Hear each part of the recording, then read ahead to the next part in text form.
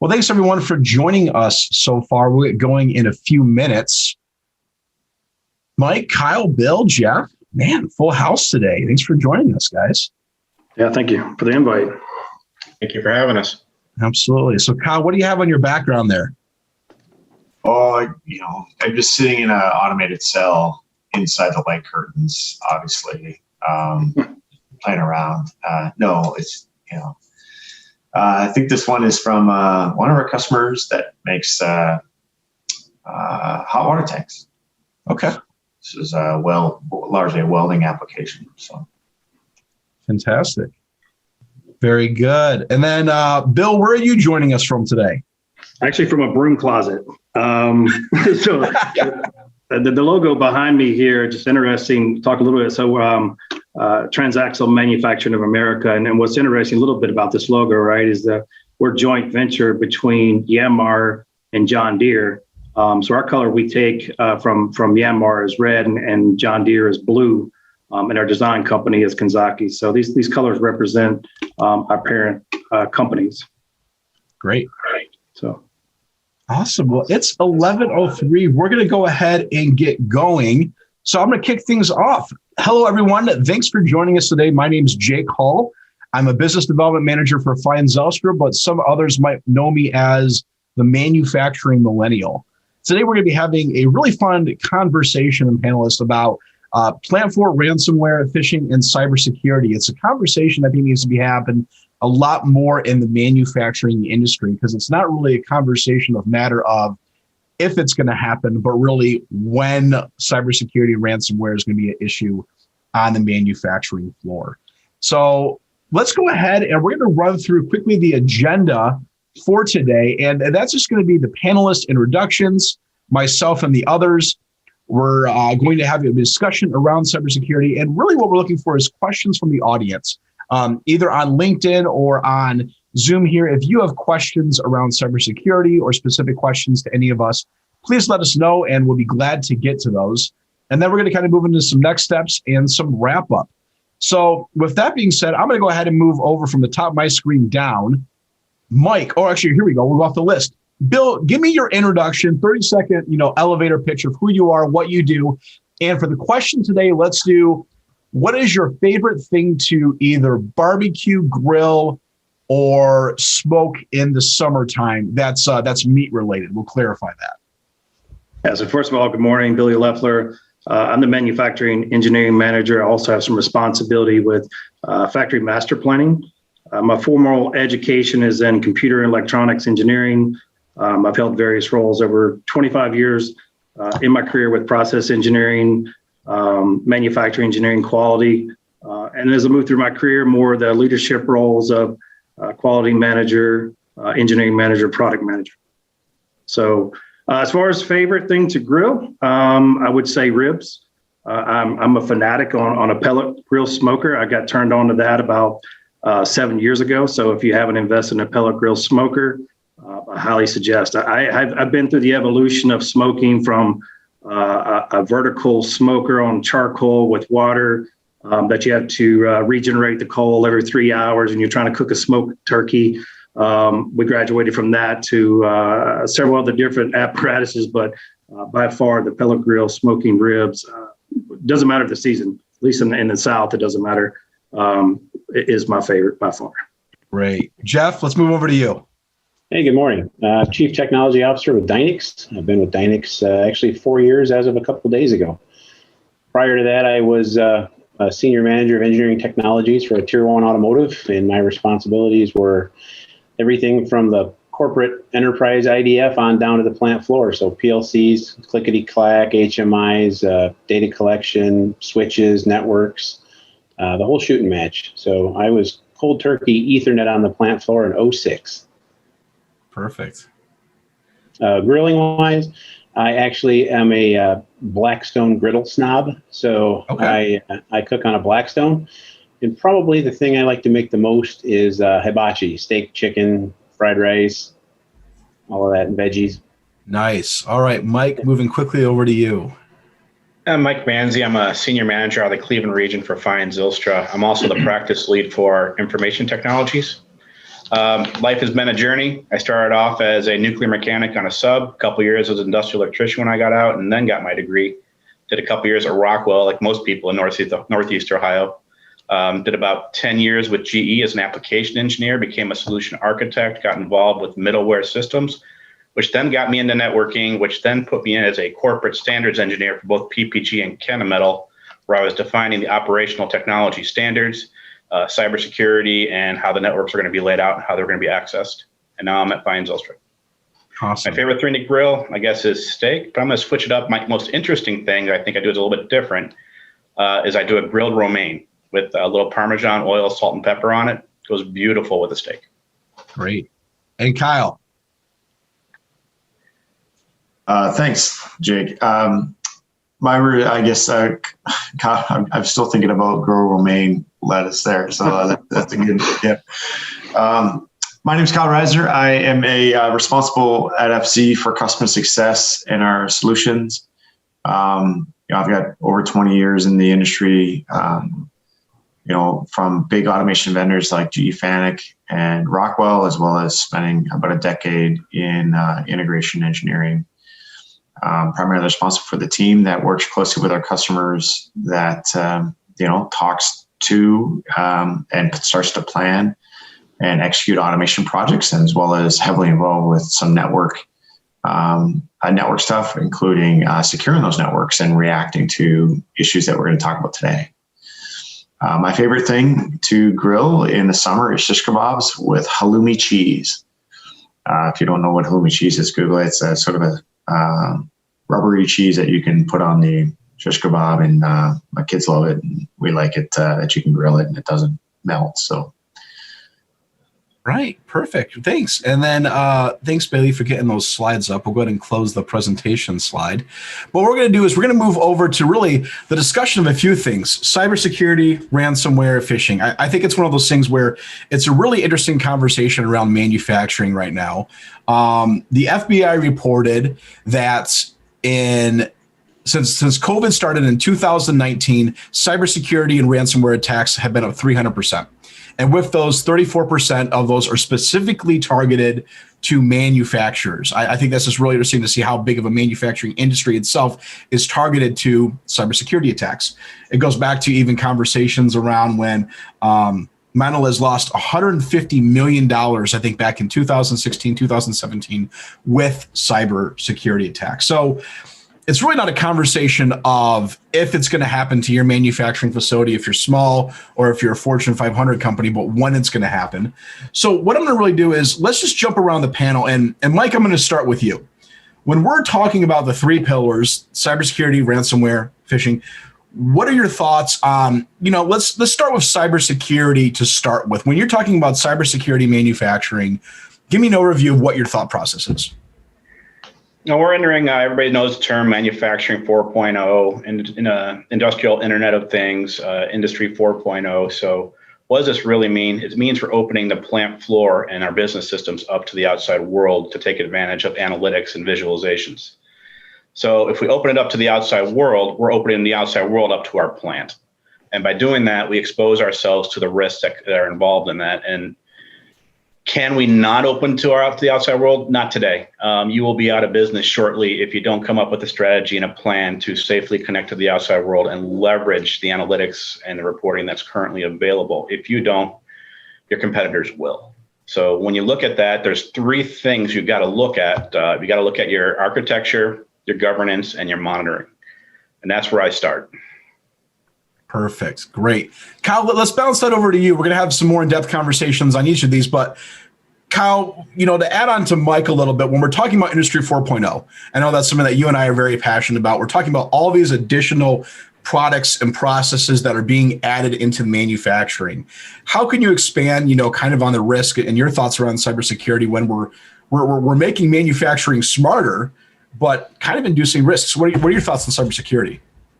Yeah, I think it's one thing important to know that even though some of the customers, might not, or manufacturers might not be fully on an industrial 4.0 journey or have connected systems all the way to the outside, through a a conversion plan with Ethernet or direct method, that they're still susceptible to these risks, and they should consider planning for these things and hardening their systems, even if it's like completely isolated, because inevitably these systems can be compromised in other types of ways. They're networked and they're sitting, utilizing computer-based systems, and even as we've seen with Stuxnet in the Wayback Machine, these things can even infect a direct controller. So I think that's my adder to Mike's point on those things.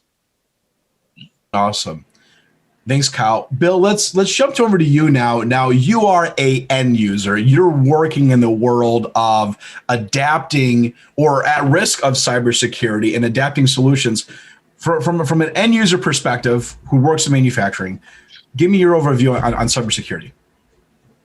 So, for my role of, how we're integrating the assembly process within manufacturing, the more suppliers that we are working with choose to be able to connect direct to our manufacturing process. All of our equipment is smart equipment. It's networked. And the challenge comes from us is, the information technology side of our business is very apprehensive of allowing that access. Mm-hmm. A lot of our suppliers are demanding that they have access because it expedites programming of certain robots, processes, and they don't have to be on site. And during COVID, that's an advantage. But it also was a disadvantage because we weren't ready for allowing suppliers to connect that hadn't been vetted first. And so that's something that we're moving toward. I'll talk a little bit later when we talk about planning, strategic planning. How do we overcome that? Because I think had we been farther advanced prior to COVID, we could have took advantage of where everything was shut down and isolated. Some great points there. And just so everyone knows, for those of you in the audience, if you have questions during this event or you want to add comments, I'm watching the Q&A and I'm also watching the chat. So if there's things that you guys want to add to this conversation, please feel free to be part of it. And also the panelists as well. Mike, Kyle, if you guys want to piggyback off of something that anyone else has said, Bill, Jeff, please, the whole goal for this is to make it a conversation. So if you guys have things to add or wanted something from a key point, let's go ahead and run with that. But for now, let's go over to jump to Jeff. Jeff, you are kind of in a unique position as well, where you're creating the solutions to help companies be more secure around cybersecurity, defend themselves from ransomware. From your perspective, doing this for a long time and building products, when you hear the word cybersecurity around manufacturing, what are some of your thought processes and the current state of where we're at in manufacturing? So that's a great question. I would probably put myself in the,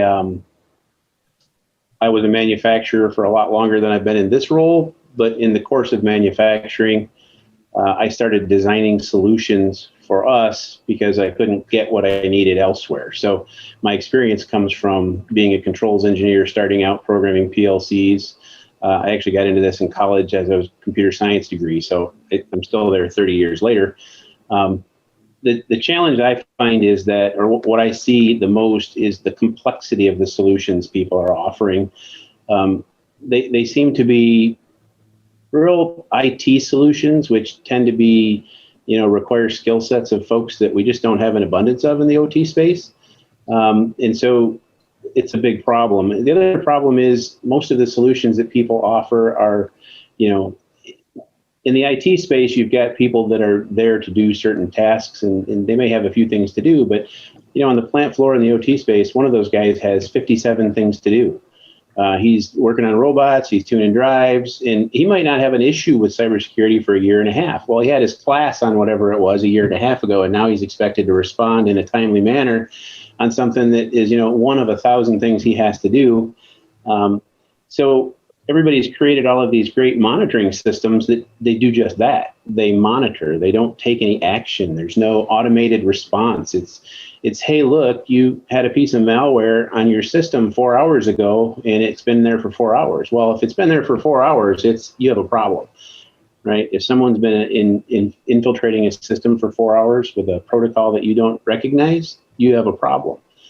The controls guy might get his email or alert, and if he's not doing something relative to getting production running on a machine at the other side of the plant, they'll probably get around to getting back to it. So it's just the complexity, the lack of folks on the plant floor with the skill sets to address that complexity. It's not being addressed like it needs to.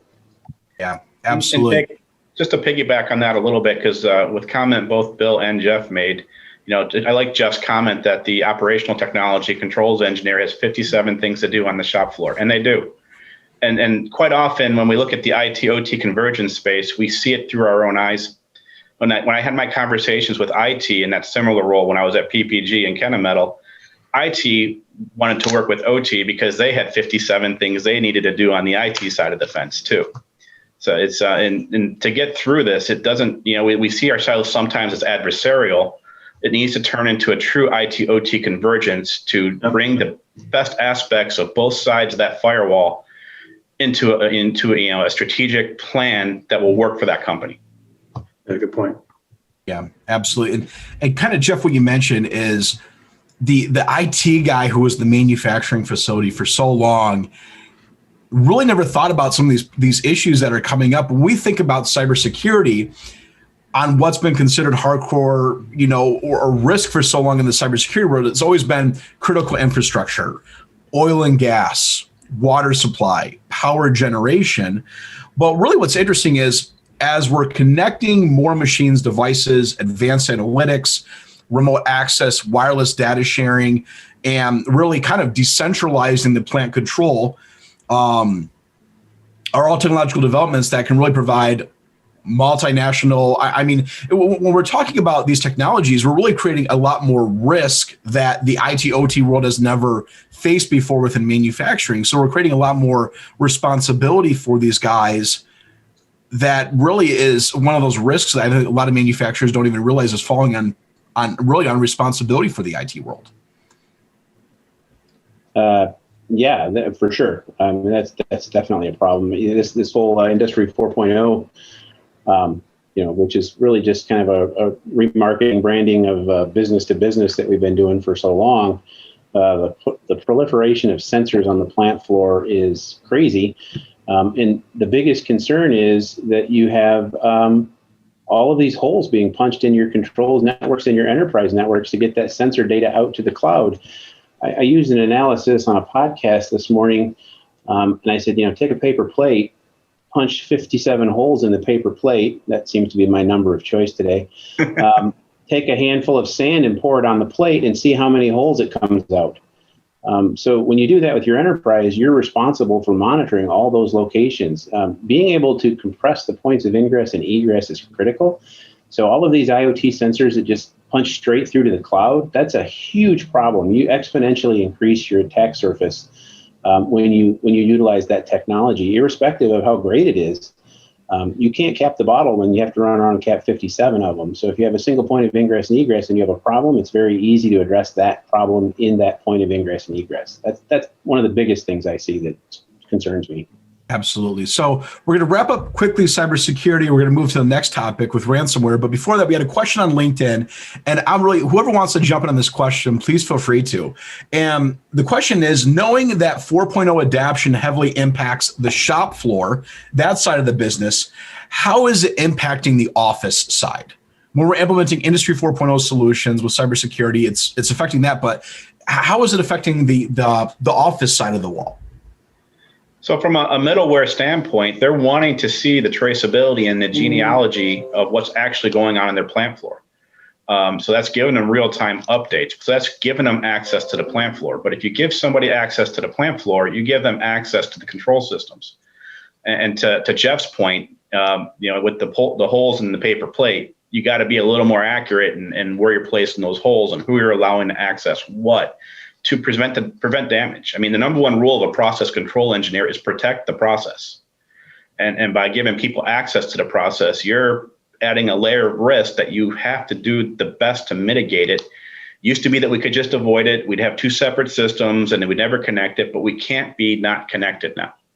So we have to figure out what are the best strategies to mitigate or reduce the risk. Absolutely. Great point, Mike. Let's go ahead and let's jump over to ransomware next. I think this is another great conversation topic. The second pillar we're going to be discussing today. Mike, we started with you last time, so let's end with you. Jeff, let's talk about the conversation of ransomware within manufacturing. Give me your opinion.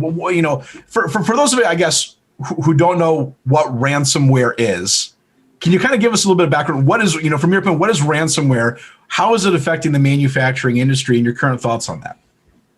So ransomware is interesting. It's a multi-billion-dollar business. There are lots of times it happens that we don't hear about it or know about it. Essentially, it's an outside, entity takes control of your manufacturing space or your manufacturing equipment and prevents you from building what it is you need to build. I think the biggest challenge or the struggle I see is understanding who the targets for that are. A lot of these companies like the big three automotives, the multi-billion-dollar companies, those aren't the real targets because they have typically very sophisticated, protection against that, or hopefully do in the IT space. And they're much harder to crack in that regard. It's much low-hanging fruit would be a tier one supplier, for example, in automotive, because you don't have nearly the infrastructure. You don't have nearly the potential IT group with potential, all the things they might do to protect themselves, but you are just as critical to the process. If I stop the line that builds the front clip for the Ford F-150, you're going to get money from Ford, because if the supplier doesn't have it or the local guy doesn't have it, the tier one, Ford's going to help them get that paid, whatever that ransomware is, to get that equipment back up and running. So you attack somebody with lower likelihood of being able to protect themselves, and is just as critical in the supply chain as that big end producer of the vehicles, for example. And obviously, a lot of my examples are automotive because we're here in Ann Arbor, Michigan, so we do a lot with the automotives. But I think that's my observation is that the focus is people don't understand where the risk really lies with ransomware. Yeah, some great points. Thanks, Jeff. Bill, let's move over to you. Now, like I said, you're in the end user. I don't know if you guys have faced ransomware attacks before, but what are some of your thoughts on ransomware from an end user perspective? Yeah, again, my background being in the manufacturing, a lot of good points on the previous discussion of, the operational technology versus information technology. And so, my responsibility of getting the product out the door, how we're building the product, how we're getting the suppliers to connect to some of our devices. We're just probably now on the verge of how do we protect, the manufacturing process. I think we do a very good job on the information technology side of when you look at a typical IT department in a manufacturing facility. I think they do a very good job of protecting the office hardware structure, infrastructure. There seems to be some hesitancy of how to cross over to operational technology. And I think we're on the verge of bridging that gap of how do we safely do that without allowing some ransomware infiltration by unwanted people.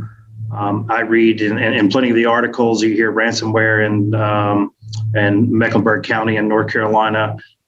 And so it's local, and you don't understand why maybe some of this is happening to a school, but and we think we're invincible, right? It's not going to happen. So that's one of the strategies that we're working on through systems integration of how do we either segment network, how do we allow the suppliers that we want in to our network to be able to be constructive, but also be safe that we're not going to be held hostage by ransomware.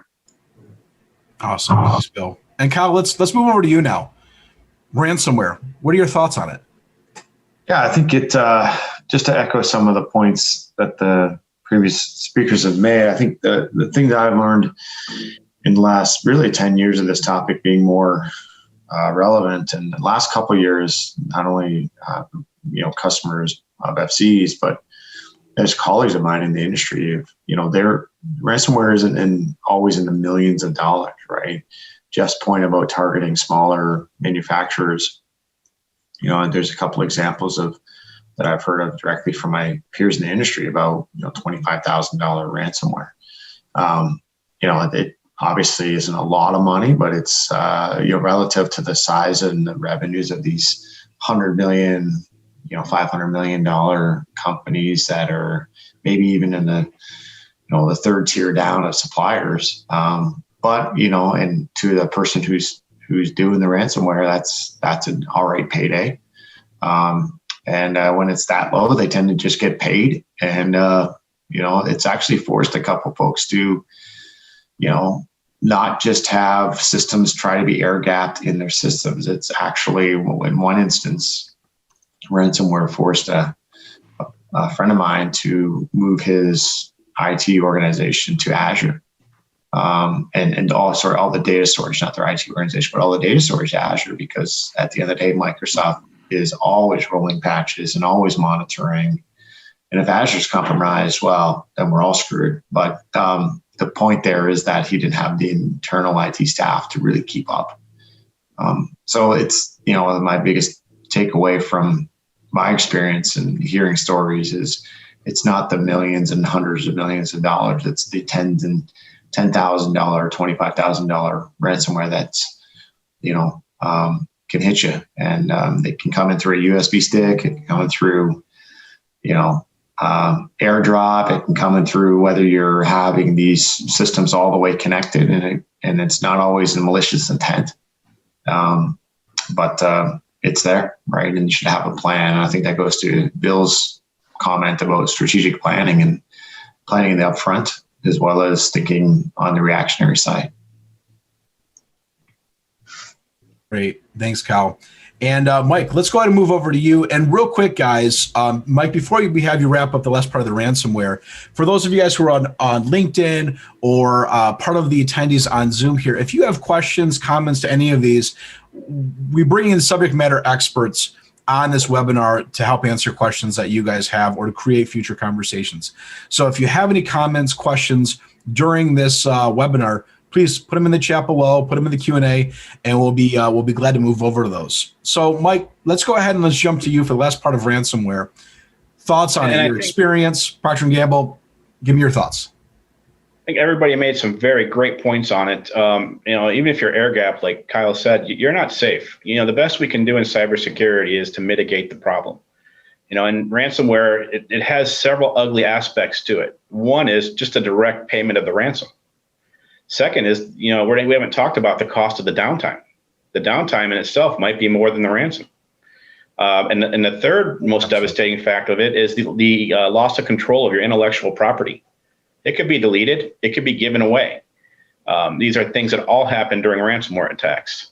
And we go to, so we're always talking about how do we mitigate it. Everybody's talking about how do we stop the ransomware. But Kyle started to allude to it. You need to also, part of your strategic planning, like as Bill was alluding to, is what is your disaster recovery plan? Assume it's going to happen at some point in time. How do you make yourself independent of the attack? Can I reboot my system? Can I reinstantiate everything? Do I have backups? And like moving to Azure is a way to do that, or doing it internally if you have your own staff. Like we talk about Ford or Procter & Gamble or larger companies, they have staff to do that. But a guy with 5, 10, 15, 50 employees, or a woman, is not probably going to have those resources. So what can they do? And those are questions they could think of how do they reach out and find those answers to protect themselves? They're the ones under the biggest danger. Yeah, absolutely. Interesting you bring that up, where we'll transition over to phishing, but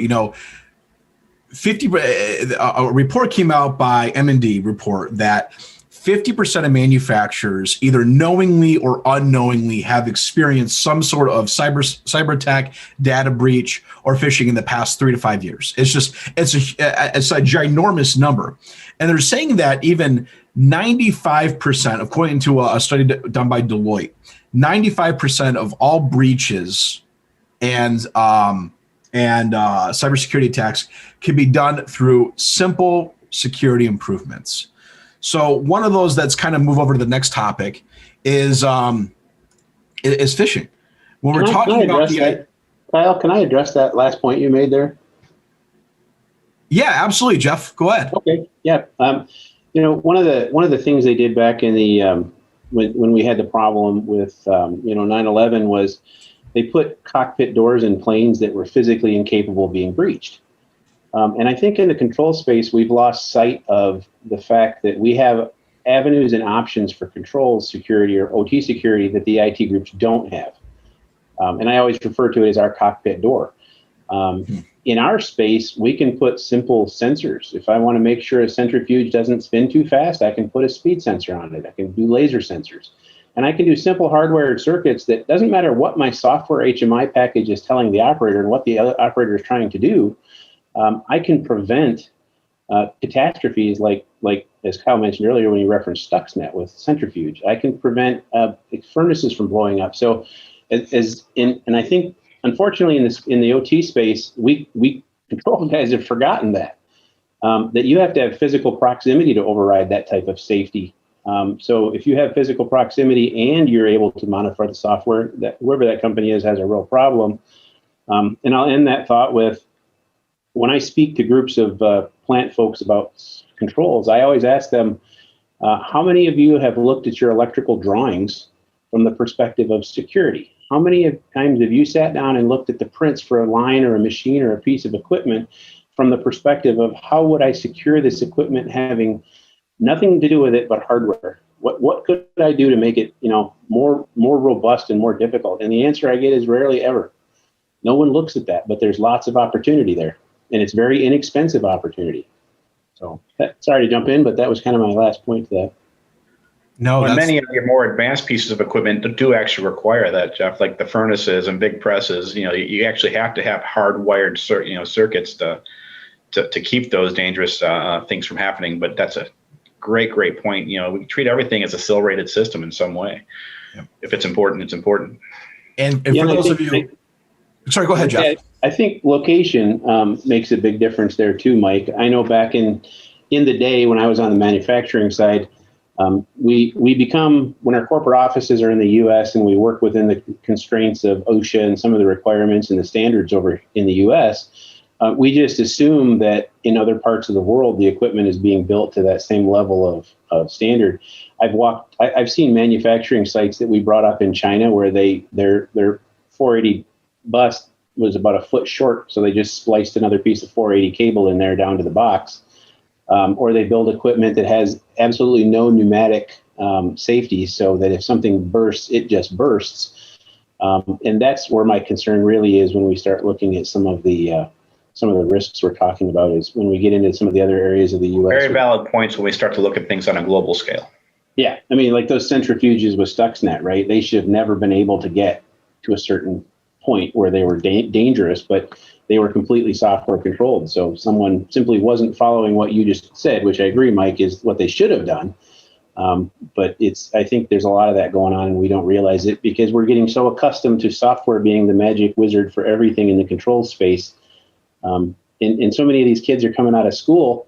They love software, they love programming stuff, and they love all that. They don't have the, Well, this even parallels a lot of 20 years ago. This even parallels a lot of what we're talking about. We do our best to mitigate, but then we have to have lessons learned. Maybe we didn't see the centrifuge overspinning. We didn't anticipate that. Okay, it happened. Now how do we prevent it? Yep. So. And for those of you who don't know, when we're talking about Stuxnet, there's a really good movie called 0 Days that came out in 2016, 2017. So if you enjoy the conversations around cybersecurity, around really what it is, it's a worm that was put into place that was developed to attack the Iranian nuclear centrifuges. And it's a really good movie. I think it's a couple hours long. It's available on Amazon Prime, on YouTube. But if you want a movie to watch this upcoming weekend, 0 Days is a phenomenal movie to watch. So we're going to go over to a couple of things. Bill, I got a specific question for you, and then I see some Q&A popping up as well. We have about 10 minutes left. So, Bill, with you being an end user in the manufacturing environment, when we talk about strategic planning, how does that tie into manufacturing within cybersecurity? And really, what ways are you approaching it? And this is one of the areas that I love having conversations about, is risk reduction and risk mitigation. So how are you doing strategic planning around manufacturing and tying that into cybersecurity? Yeah, good question. So, from the strategic planning, when you try to look at a problem, how we're going to solve the problem, you can look at it tactically or you can look at it strategically, and to put it in simple terms, if you own a restaurant, strategically, I got to design a menu where people are going to be able to eat off that menu, and how you cook that food or what you're cooking is the tactical response, right? And so strategic planning takes a little bit different thought of how do you get yourself organized? How do you get alignment? How do you get collaboration? We're all busy doing a lot of great things to keep this place running, and a lot of our businesses running. So we can do a lot of things, but what do we want to do to move the needle? And that's where strategic planning comes in. From our organization, we start with some high-level goals of what's important to us. For us in manufacturing, it's always safety, quality, productivity, and we build that metric and that goal. Very transparent about that goal, and we develop a factory master plan. And the factory master plan is a 5-year plan of how do we get better at what we're doing on an everyday basis. What are causing constraints, problems, and that could be on the IT side. It could be in productivity. It could be in quality. So it's not just related to malware or spyware, ransomware. It's a little bit about everything. It's how you plan, get organized, and get yourself structured about how to prevent the issues or how to solve the current problems on a little higher level. So we take strategic planning very seriously. We develop a factory master plan with these pillars. We assign project leaders of these pillars. They have to report out on what the objectives are, right? And those have to relate to our upper level goals of the safety, quality, productivity. But they have a format, right? We follow the DMAIC format. And within 5 years, we want to get to that point. And so we launched our third factory master plan this year. And one of the pillars that was new, what's interesting, and has never came up before, is systems integration. And systems integration is all the things we're talking about now is looking at the information technology, operational technology, and how do we protect ourselves? How do we get better at what we're doing? Our information technology manager is heading that up with our factory automation group. And of course, everybody has their concerns, right? And everybody we want to have access to the manufacturing floor. So we want the gas, we want the brake, but how do we get there? So we have a 5-year plan of how do we segment the network? How do we protect ourselves from infiltration of outside? And that's not an easy plan. So we're just starting that journey this year. But I thought, it's interesting. I've been with this company now 11 years, and our main focus in strategic planning, our factory master plan is, how do we get the product out the floor or out the door, the safest, best quality at the cheapest cost. And so this is the first time that we've had some systems integration on topic. And over the past 2 years, we've added 80 PCs to our production floor to ease the access. And we find that the operational staff find it very easy to navigate through computers, through method sheets in comparison to hard copy papers, right? And so that's kind of how we've transitioned. We've also opened ourselves up because now all of those computers now are capable are on the network and can be infiltrated. So we've opened ourselves up, and now we have to take a step back and kind of use that technology to our advantage. But how do we go about it in a safe way? So from us, it's establishing the goals. It's the factory master plan, and then the strategic initiatives that support that to the next 5 years. Absolutely. Perfect. Thanks for that. That was great. You mentioned the word access. So I want to jump to the conversation of remote access or vendor remote access. So Mike, I'm actually going to bounce this one over to you because I know you've been in the end user space before joining the team at FZ. So what have you seen with cybersecurity in handling vendor remote access? I know one of the biggest conversations really coming even from the pandemic is the idea of reshoring, resourcing, but also manufacturers working closer with their vendors when it comes to understanding their manufacturing processes, their product availability, and really diving into their current manufacturing process via remote access. So give me your thoughts on that. And then I'm going to do one more question over to Jeff, and then we got one Q&A, and we're going to go ahead and wrap some stuff up. So Mike, let's go over to you. Vendor remote access in terms of cybersecurity. From what I've seen, when at PPG and Kennametal, I would call that was the chief attack vector risk.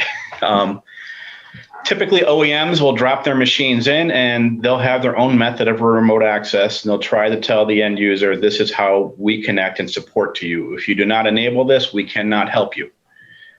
So they'll have TeamViewer installed, or they'll have, worst cases, their own little cellular modem sitting there dialing directly out with the machine that's connected to your network with an unsecured connection to the outside world. That's a bad position to find yourself in, and don't give up your leverage. I came in, and the first thing I did is I told the OEMs and the vendors, no. If you're going to sell us something, you're going to have to upgrade your systems to be able to work through our remote access policies. It's our network, not yours. And you got to hold your ground on that. They will bend. They want to sell you something. Yeah, and so we can get into other aspects too. I think it's better to own your own remote access appliance instead of going through a third party that's hosted somewhere out in the web. Either one, they come in through VPN tunnels. Two-factor authentication is always great. Make sure that you can do port control, IP control, that you're only exposing parts of the network that logged in user should see. And that goes through segmentation and security policies. So there's just a whole line of thought that needs to go into that. And it's critical that strategic planning, as Bill would call it, needs to happen. Perfect. Thanks, Mike. Jeff, I want to bounce over to you now for a couple of things. If you have a follow-up with Bill, but the other one is, let's say the topic of vendor remote access for a second. You've been in the end user world, and currently you work for a manufacturer that makes cybersecurity products within the idea of keeping vendor remote access secure. Can you add some more to what Mike and what Bill said around your thoughts within cybersecurity and what problems you're addressing within that? Yeah, that's kind of a broad question. There's a large swath of issues around remote access. I agree with pretty much everything Mike said. I'm not a fan of cloud-based systems. I've seen too many issues where people ride the cloud backwards or get into the cloud service. And I've also run into instances where we had one customer of ours was reporting that they were using somebody else's technology. They flew out to the state of Washington, installed this remote access device, which uses a cloud service. Then they got on a plane and flew back. By the time they were back, this customer was having a downtime problem, but the cloud service had an outage. So they literally couldn't support them. I mean, the whole internet was there, so they could have made a point-to-point connection for remote access and security. But the single point of failure, we talk so much about single point of failure in manufacturing. When you're using a cloud service like that, often that is a single point of failure. So if you really require those folks to be able to support you, and anytime you need it, if you're running 24/7 critical production, that's a single point of failure you have to consider. The problem is it's the easy button. It's like having a 16 port switch and you're only using 12 of them. Well, there's 4 more ports. I should just plug something in. Right? That was the thing I always used to tell people on the plant floor. Just because there's 4 more ports doesn't mean you should be plugging things into them. Just because there's money there's checks in the book doesn't mean there's money in the bank. So let's use unmanaged switches all over the floor, right? It's easier. Oh yeah, yeah. People do it all the time, and that's my thing with the remote access. I think there's benefits to it. I think multiple layers of authentication are important, but I'm not a fan of having to carry around a physical dongle to access things, because then when I need to get somebody involved to help who's in North Carolina and they don't have one, they can't do anything. They're kind of stuck. So that's just a couple of the concerns, or a couple of things that we try to address through our solutions. Mostly having been a manufacturer, we build products that dealt with my pain. Absolutely. Thanks, Jeff. So we're at 11:45, so we're getting really close to the end up here, but there is a question that came through, and then I'm going to open up one more follow-up. So speaking of, this is going back to our conversation around malware, ransomware coming into the plant facility. Are there discussions that you guys are having with customers or manufacturers about scrubbing the external laptops before they plug into a line? And then how important is individual port security when it comes to the whole hierarchy level of cybersecurity? Does anyone want to talk about that? An external laptop couldn't connect to the network when I was at PPG in Kennemetal. That was the answer to it. So it never happened. It couldn't happen. Okay. It had to come in through the remote access. I think a lot of end users have tried that, and I think the management of that process has proven to be almost insurmountable. So they've spent a lot of money and a lot of effort to have scrub stations and, check at you. And the cost of managing and doing that has security is a matter of living with whatever risk you're not willing to mitigate. And I think that the cost of mitigating that risk has, at least in my experience, they just don't do that. From the perspective of the ransomware, physical port security with today's technology, particularly given the old equipment we have on the floor, lots and lots of switches we've had around for years, even managed switches, trying to enable any type of port security on those is extremely difficult at best. We happen to be in a project right now where the customer was really trying to do that, but the technology they have on the floor, if they don't want to rip and replace every switch they own, is extremely expensive, and it's fraught with risk. So we've gone to more of a perimeter approach. In the world of SDN, port security is nirvana. You can do that great, right? So if you're using an SDN solution, it's designed to do port security exactly like we're talking about. But again, that's not the technology most of us have out on the plant floor that we've had for the last 10 years. I mean, we went 06, we went hard cold Ethernet IP. Well, they haven't replaced those switches yet, right? I know they're still out there.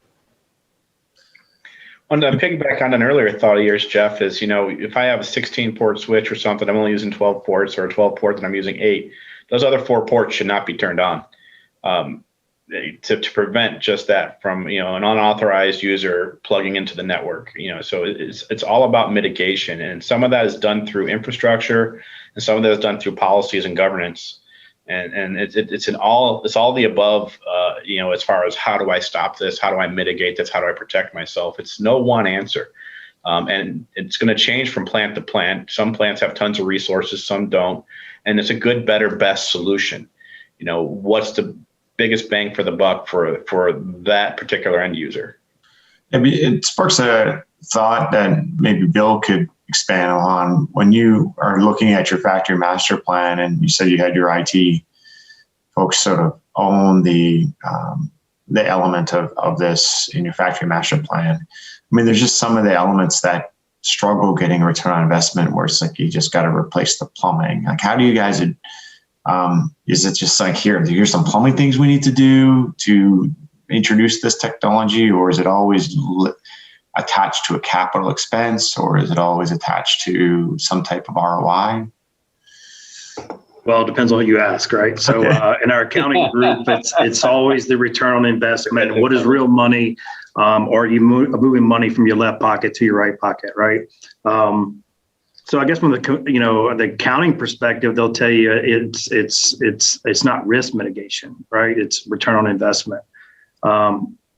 Not saying we're smarter than that, but we're smart enough to know that we have to be able to balance the business to not just react to risk, right? We got to work on preventing the risk. So much like safety, safety is the same way. Like you can't just wait till every accident to happen to react to it. Otherwise, you're going to be out of business. So I don't see this as any different. You have to be proactive. You have to plan.